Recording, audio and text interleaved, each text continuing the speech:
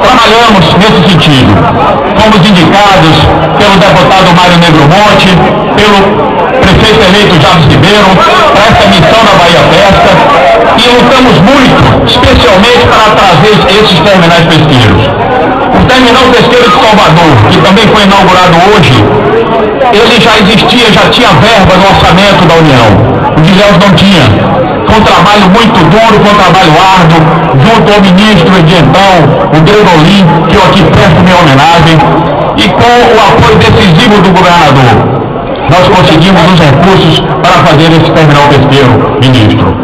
Na época, várias pessoas, vários técnicos do Ministério diziam que não era possível fazer um terminal pesqueiro com apenas 10 milhões de reais, ou 20 no caso de Ilhéus e Salvador, já que apenas um terminal pesqueiro de Belém, o de Recife e o do Rio de Janeiro custaram cada um cerca de 40, 50 milhões.